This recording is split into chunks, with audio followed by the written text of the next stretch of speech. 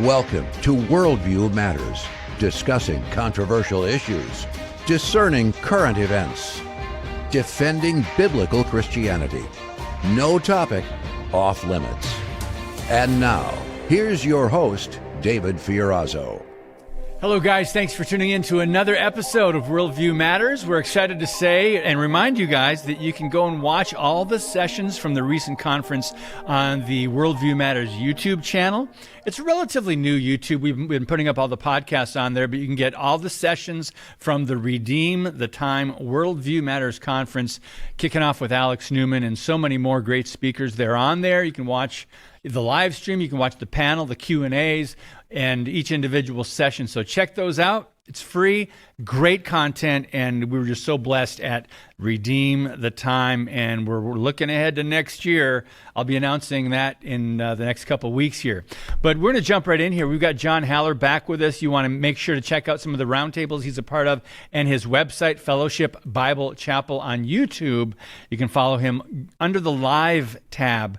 You can get the prophecy roundtables, the one they most recently did, Technocracy, Transhumanism, Mark of the Beast, and look at all these guys. Patrick Wood, Scott Townsend, Britt Gillette, David Bowen, and Mr. Haller. John, good to see you. Thanks for your time. Hi, David. Good to see you. Thanks for all you do. It's amazing. I watched some of it last night, and you know, I think a lot of people can maybe say the same thing as my head was spinning after just half hour. But anyway, we have a couple different directions we could go. You always are so great about doing the research and providing me some notes and ideas on what to condense and what people want to know about as far as the body of Christ and biblical worldview issues. And one of the articles you sent me was from Wired, and it's this anti-tech extremism. Apparently, the U.S. law enforcement is warning of this as hatred of AI is growing. This is multifaceted to me, John, because a lot of people are just now trying to understand AI, let alone like it or love it or hate it. So walk us through this, please, and tell us what's going on. So you remember it was 7, 8, 9 months ago, Charlie Kirk was murdered in Utah. Yeah. After that, the president came out with a regulation to kind of, and this is sort of like the good news, bad news. It was to protect Christians and their right to express themselves in the public marketplace. But it also sort of dragged in a lot of concerns about extremism and fascism and that type of thing. The problem with this is that when you put a regulation like that, a joint terrorism task force and that type of thing, when you put that into local police departments, which I think was one of the ultimate goals of this regulation, it sometimes gets a very bad application, because we know that there are, I hate to say this, there are bad police departments here in the United States. There are major metropolitan areas where you can go in and steal stuff in a store, particularly if you're non-white, and they won't prosecute you. And they will come after people who try to stop it. This is something that's been going on in Britain. So in this particular case, and I think what the warning from U.S. law enforcement carries with it kind of, you guys better be careful and not mess up. What happened down in Texas, and I don't remember the exact city, it was a place where they were building data centers. Yeah. And a lady was, and I can't remember her name, she's been in the news, so she's been doing interviews. She complained on a Facebook group that she had set up that there was brown water in the area around this new data center, which is, I mean, it seems like she's doing a community service to warn people. And in fact, by the way, the municipality eventually came out and said, hey, you should maybe boil your water if you live in this particular area. So there was truth to that, the brown water? Oh yeah, I mean they had pictures of it. She had video of it that she posted and pictures on her Facebook group. Wow. But before the municipality came out, she got a visit from the police. She was arrested on a felony charge under a Texas statute that is not allowed to make a bomb threat statute. She's never been arrested on anything. She's never had a speeding ticket or anything like that. And she was thrown in jail for the night. Oh my goodness. Wait a minute. She posted something on a Facebook group about warning people about this? Yeah, see, you're having trouble grasping the reality of the situation. I can see that you're struggling with this because it's sort of like, well, if there's a problem in your community, I mean, I belong to a neighborhood group. Yeah. You know, we post stuff all the time. And in fact, there's a lot of people are active now and they're saying we don't want any data centers near us because we live in a rural area outside Columbus, and they're building data centers all over the place. And they're going to continue to do this until they run out of money or we run out of electricity. But she was just sort of like a public service. Hey, there's an issue with the water, and she's charged under a bomb threat statute with a felony and spends the night in jail. Now, they came out, somebody intervened in the system and dropped the charges. But this is the point. She should have never been arrested in the first place. This has a and people do this. And the data center companies, I don't know that they stood up for her or anything like that. And there's just this, as I'm sure you've interviewed Patrick Wood, and Patrick was in our roundtable recently on AI and technology.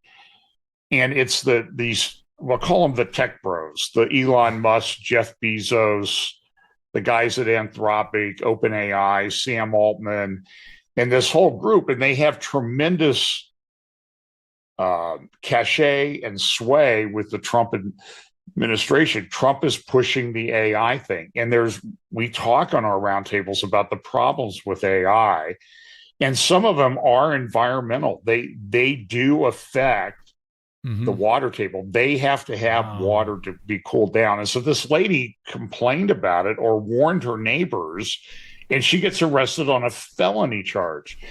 And when you look at the way that, and this is the problem with AI, there are, I think, good things that are coming associated with AI. It does make your life easier in some ways, but it's the good news, bad news. And the bad news is that it's subject to it's subject to being abused. And so, in fact, a recent Technocracy newsletter that Patrick Wood put out talked about how the deep state weaponizes AI to control a narrative. And he has a very elaborate chart and graph. And I would highly recommend people to go there, subscribe to his Technocracy News, and get his newsletters and information, because he has one or two of these things every day. And I think he leaves a lot on the floor that doesn't really get into it. But this is the problem with AI, is that it makes weaponizing the system against people so easy. And so you see it being used. For example, there's all kinds of videos that you can see on the problems in the UK. Pastors on the street sharing the gospel, reading scripture, are being arrested. There was a famous case of a lady who was walking by an abortion clinic and bowed her head, and she was immediately arrested for praying within the safe zone. She never said a word. She never uttered a peep. I don't even know that her lips were moving, but she was arrested. And whether the charges stick or not is kind of irrelevant, because if you ever get caught up in our legal system, you can win at great cost to your time and freedom and money and all that type of thing. And that's why we have this First Amendment, is to prevent that. But now it's being abused. And AI is helping people abuse the system. Let me give you one other example. In Israel, Israel is at war. Israel, we'll talk a little more about this, I'm sure, as we go through the program. Israel is at war on many fronts. When I was in Israel last fall, everywhere we went that was a significant cultural, historical site, there was a group of IDF soldiers. In the Golan Heights, at Gaza, in the Old City, everywhere we went, we saw IDF soldiers, active IDF soldiers. They go on a heritage tour so they understand the nature of the state of Israel and its history and its how it's tied to the land that God promised to them in the Bible. And I remember up at the Golan Heights, I was taking picture looking into Syria. You know, you're about 35 miles from Damascus up there. And I accidentally caught a soldier in the corner of my camera on one side. And immediately there were 3 soldiers there saying, don't do that. Don't take any pictures of the soldiers, please. Because what's happened is some of those pictures are getting into the press, and these left-wing NGOs that are all funded by the same sources, by Qatar and other extremist organizations like under the Soros umbrella, they're now taking those pictures, running them through AI, finding out where the people live, and posting information, personal information about them on social media. They're doxing them. Wow. And that's extremely easy with AI. I mean, I'm an old guy, relatively speaking, but I think I could figure out how to do it in almost no time at all. Yeah. So go ahead. It's a huge problem, and it's worse in Europe, but it's coming here.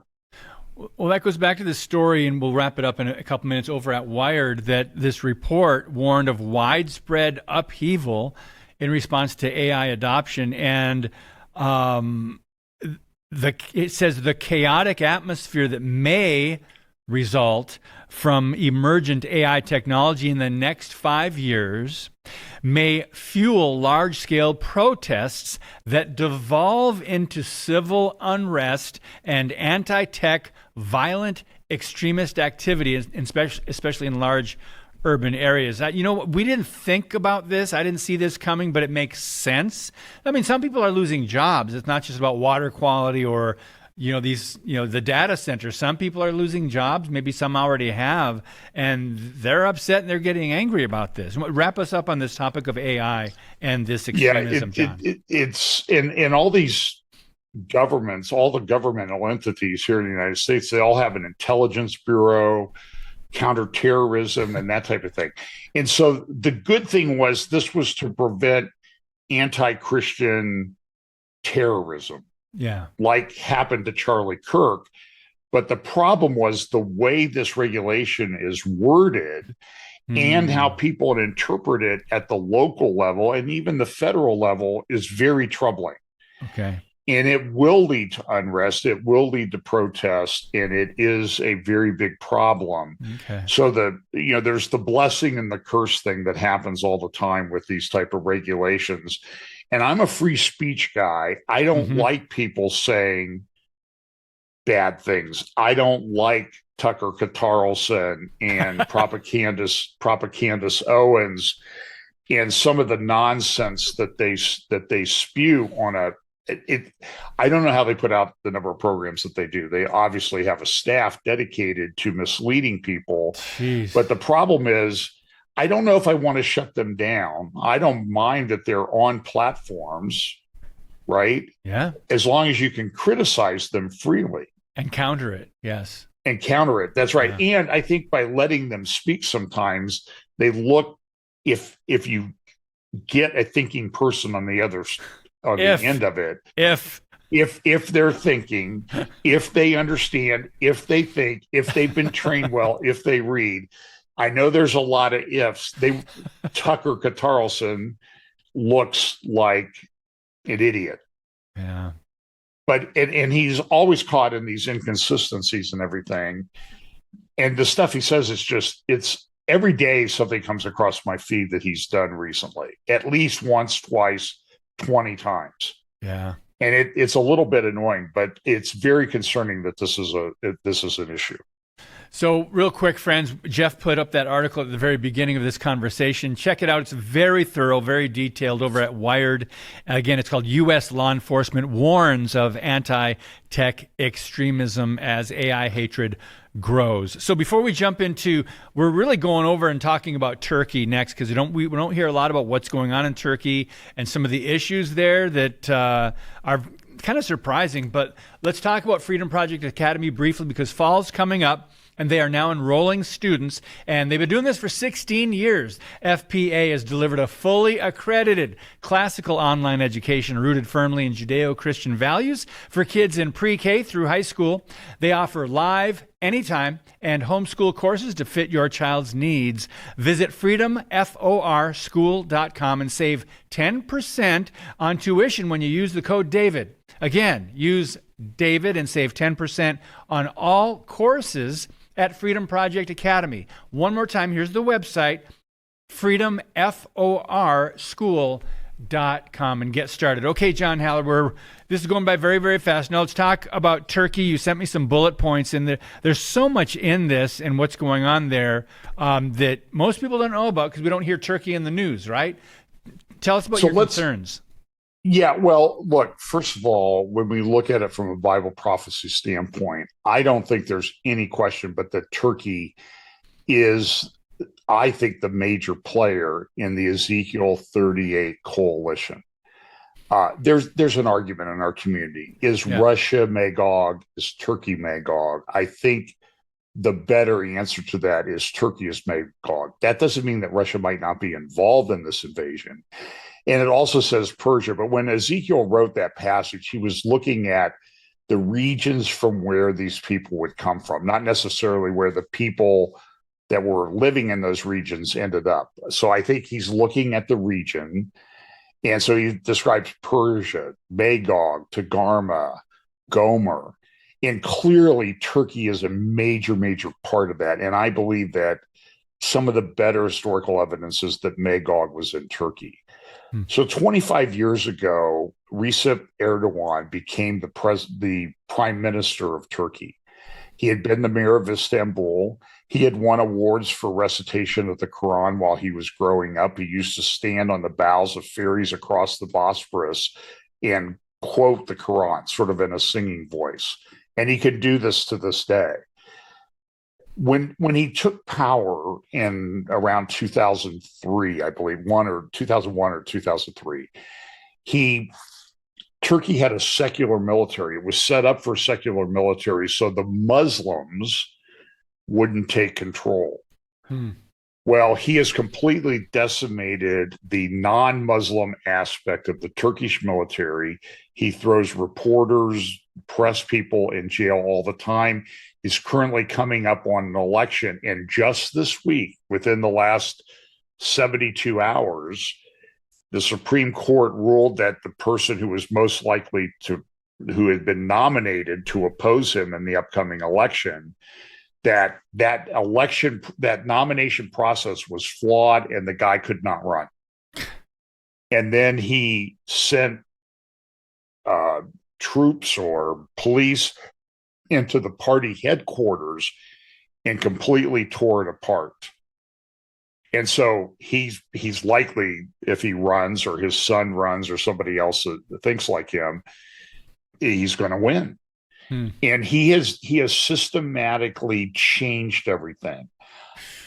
About 20 years ago, he started an organization called Sadat, S-A-D-A-T, with one of his favorite generals who has since died, but the organization lives on.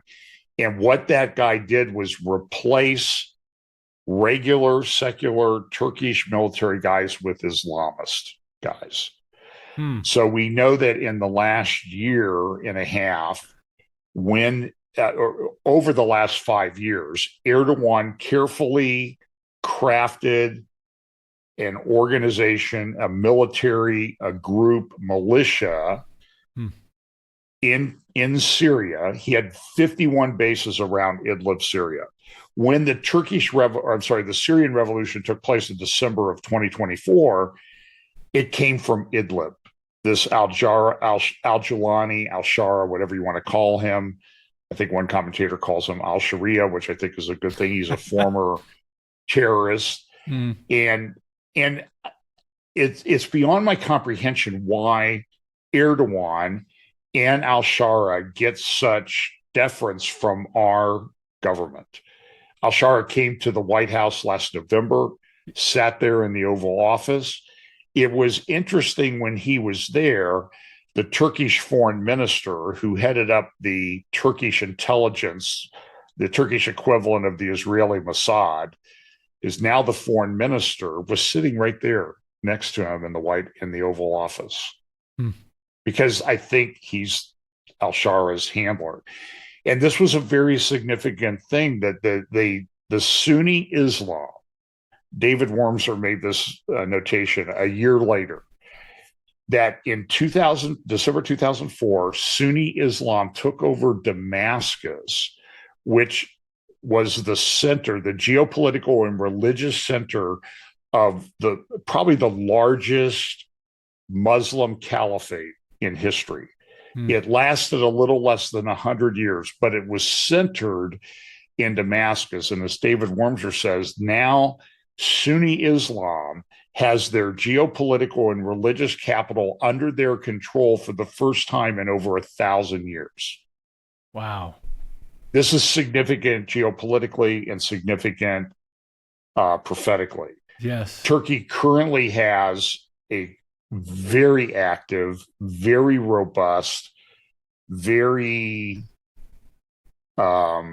active defense industry, drones, unmanned flights. They're doing things that nobody else is doing, defense-wise.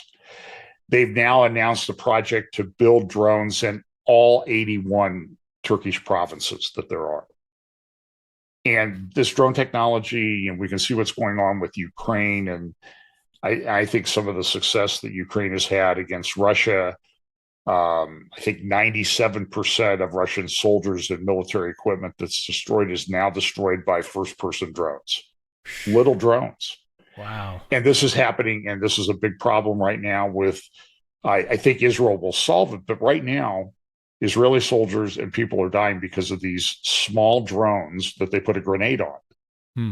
And you can't see them. And then they're using fiber optics. They can fly about 6 miles with these fiber optic wires. And of course, it leaves a lot of, you can imagine 6 miles of fiber optic wire would leave a pile of stuff behind. This is a huge problem. Turkey currently has the largest nuclear power plant in the world under construction on the Mediterranean using Russian technology. Now, around May 20, the week around May 19th to 21st, I attended the Middle East Forum Conference in Washington, D.C.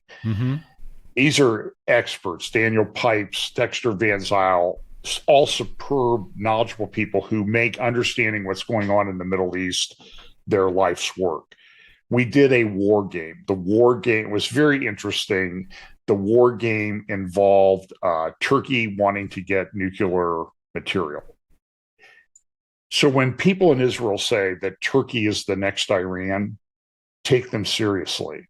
And this has, as I said, geopolitical, religious, and prophetic overtones. Yes. And the Turks drove us crazy in the war game, I would say. They were impossible. It was like dealing with Iran. You can't negotiate with them, right? Right. And you need to remember, too, that we talk about anti-colonialism. Israel's a colonial power taking over that particular country. Until 1453, we had a thing called the western half of the Roman Empire, the eastern half, I'm sorry, survived the western part of the Roman Empire by over 1,000 years. Western part of the Roman Empire fell. The place centered in Constantinople lasted another 1,000 years. But then the Anatolia Peninsula, where Turkey is located, very strategically geographically important thing. They were invaded by Turks from Central Asia. And so there's a lot of ethnic tension there, but the Turkish tribe, the Turkmen tribe, is rising. And when you look at some of our Bible prophecy colleagues, they will use maps and they will show Magog going up into Central Asia, into what we call the Stan republics, Kazakhstan, Kurdistan, those things. Their Turkish orientation. And Erdogan was just there recently. The children were chanting, "He's the father of us Turks." Very, there's a very ethnic, tribal, religious component to this. They're all Muslims. And now they have a thing in the Turkish textbooks. They're changing the maps. By the way, if you watch Turkish guys on TV in the government and that type of thing, everybody's got a map. I mean, it's really kind of comical, but you ask them a question, they pull out a map because they're redrawing the map. And so what they're doing is now the Central Asia used to be what they called those Stan republics in Turkish textbooks. About a year and a half ago, those textbooks were all changed to refer to Turkestan. And now we have this thing called the Organization of Turkic States. There was just a big meeting. Erdogan was at it. It took place in Kazakhstan. Now, why is that relevant? Turkey is becoming a nuclear problem. It will become a nuclear problem. Turkey is the next Iran. Erdogan was just in Kazakhstan. And guess what? Kazakhstan produces 40% of the world's uranium. Wow. And we have a big problem. And yes. And so I think the thing in the Middle East is difficult to figure out. It's incredibly complex. This war game exercise only reaffirmed that. Yeah. But Israel needs to be given the ability to finish the job on three fronts: Gaza, Hezbollah in Lebanon, and Iran. And then they need to push all of their resources to getting ready for the Turks. We don't hear much. Yeah. We don't. Almost everybody in Israel that's in the security services is talking about it. Okay. It doesn't get a lot of publicity, but Erdogan is trying to redo the map. And so when you look at Ezekiel 38, it says, "I will draw you back." The implication is you were here and you left. Well, the Turks ruled Jerusalem for 400 years, from 1517 to 1917, when the British kind of booted them out. But they're coming back. They're planning on coming back. They think that whole area is theirs. And I can take you to friends that I know in Jerusalem, Turkish tourists, and people come. And sometimes they'll go on a tour of something in the old city. And then the people will come back and say, by the way, we're coming back to take back what's ours. Wow. All right, brother. Crazy times to be continued. Yeah. Don't just follow what the news reports, but keep your eye on Turkey. We're gonna watch for some of these things. John, thank you so much for all you do. We appreciate your time. Thank you, David. God bless you, friends. And as always, keep speaking the truth about things that matter.